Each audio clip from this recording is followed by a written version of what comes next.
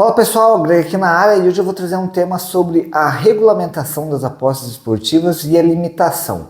Muita gente está fazendo essa pergunta e está se decepcionando com a resposta e eu vou explicar o porquê.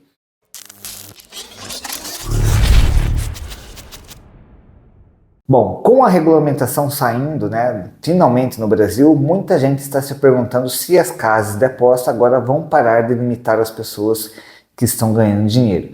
E a resposta é com certeza não.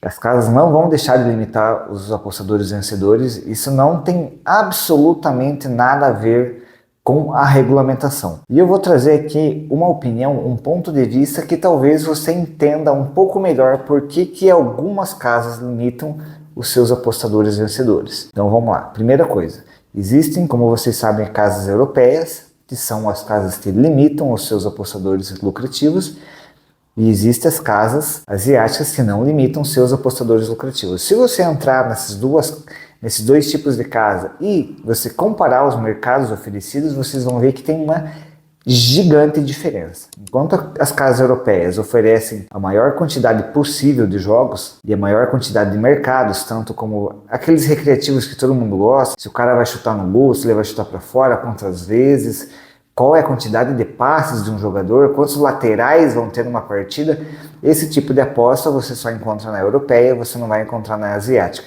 E existe um motivo, porque as europeias, elas querem atrair os apostadores recreativos, não é um apostador profissional. E o recreativo, ele está lá para se entreter.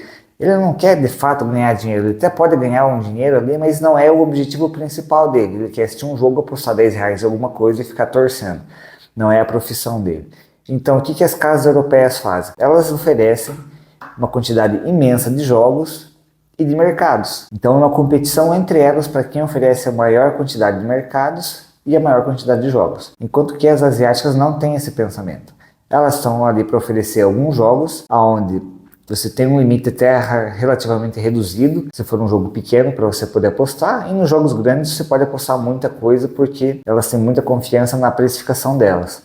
Porém, você não vai encontrar esses mercados que muita gente gosta de apostar na 365 ou nas outras casas e que são lucrativos, justamente porque não tem nessas casas asiáticas. É um mercado que a 365 sabe que ela vai errar muito, mas ela põe lá no seu portfólio porque ela quer atrair novos clientes. Então o que acontece? Por que as casas europeias limitam? Porque elas oferecem uma quantidade tão grande de jogos e tão grande de mercados que ela sabe que é impossível, ela sabe que muito provavelmente ela está errada em boa parte do tempo, em alguns jogos. Isso cria muita oportunidade se você é um apostador lucrativo e consegue encontrar valor nas linhas. Para você encontrar valor na 365 é muito mais fácil. Então o apostador que é um semi-profissional, ele vai lá e consegue ganhar muito dinheiro de 365. O que aconteceria com a 365 e as outras casas de apostas se elas jamais limitassem o apostador lucrativo? Veja, a casa de aposta está lá para ela também ganhar dinheiro, então é um sistema que tem que funcionar e no final dar lucro para quem está junto com a casa. Então, sei lá, os sócios, os proprietários, quem investiu, tem que pagar os funcionários, tem que pagar imposto, tem que pagar os custos e ainda sobrar dinheiro. Se isso não acontecer, a casa vai fechar. Então imagine que a 365 nunca tivesse limitado nenhum apostador vencedor. É muito difícil que a casa continue dando lucro no final do dia para ela se ela não limitasse os apostadores lucrativos. Porque pensa, imagine um apostador lucrativo que é lucrativo há 10 anos. Qual é a stake desse cara? Infinito. Pensa todos os apostadores lucrativos que existem na 365. Pronto. Agora também pensa aqueles que vão vender o serviço porque eles são lucrativos e de agora mais gente é lucrativa porque está copiando as apostas daquele cara lucrativo e todo mundo ganha dinheiro.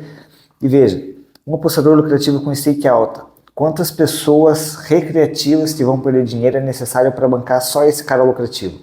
É muita gente, é muita gente. Eu diria assim, bom, uma pessoa vai perder 50 no mês e um cara vai ganhar 10 mil por mês, você faz as contas aí, você vai ver que é muita gente. E tem gente que ganha bem mais do que 10 mil e nem todo apostador recreativo vai perder 50. Às vezes o cara deposita 20, perdeu e não entra mais. Então essa conta ela tem que fechar. Se as casas não limitassem, elas não estariam de pé. Se a 365 não limitasse, elas não estariam no ar. Se a Betano não limitasse, ela não estaria no ar. Então todas as casas que você gosta tanto de apostar e que a gente gosta tanto de tirar dinheiro, elas não existiriam se não existisse esse mecanismo de defesa ter a limitação. Se você não quer ser limitado, vai lá para Pinnacle. Não quer ser limitado, vai na Betfair. Então esses dois tipos de casa, eles operam em um sistema muito diferente.